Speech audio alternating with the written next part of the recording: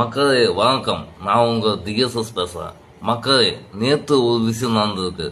Donald Trump அவர்கள் 5 நாளைக்கு போர் நிறுத்தம்னு ஒரு அறிக்கை வச்சிருந்தார்.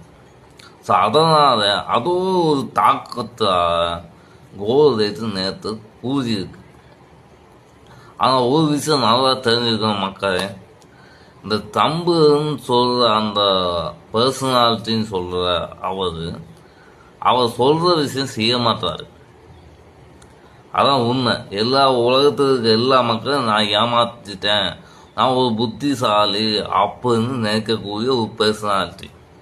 ஸோ அதனால் அவர் இந்த 5 நாளில் போர் நிப்பாட்டிட்டோம், நாங்கள் பேச்சுவார்த்தைக்குள்ளே கொண்டு போகிறோம் அப்படின்னு சொல்லி இந்த போரை ஒரு ஆறை போட்டு மறுபடி தாக்குவாங்க.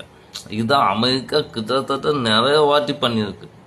ஸோ அதில் முக்கியமாக இந்த ட்ரம்ப் தலைமையில் நடக்கக்கூடிய இந்த ஒரு இப்படி தான் நடக்கு பொதுவாக. அதனால் தயவு செய்து இதான் மக்களுக்கு ரொம்ப கவனமாக இருக்கணும். இவங்க என்ன பண்ணுவாங்கன்னா, ஒரு 5 நாளைக்கு எந்த போர் எதுவும் பண்ண மாட்டோம் அப்படின்னு சொல்லுவாங்க.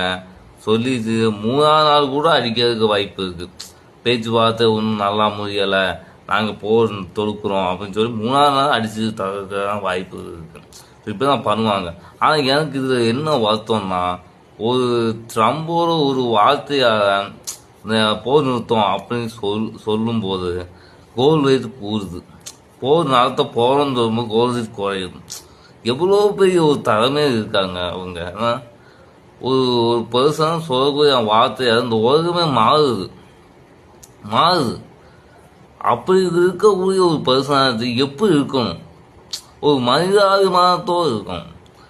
ஒரு முட்டா பைய போய் அந்த இடத்துல உட்கார வச்சா இப்படிதான் பல போர்களும் பல மக்களும் உயிர் தான் இழக்கப்படும்.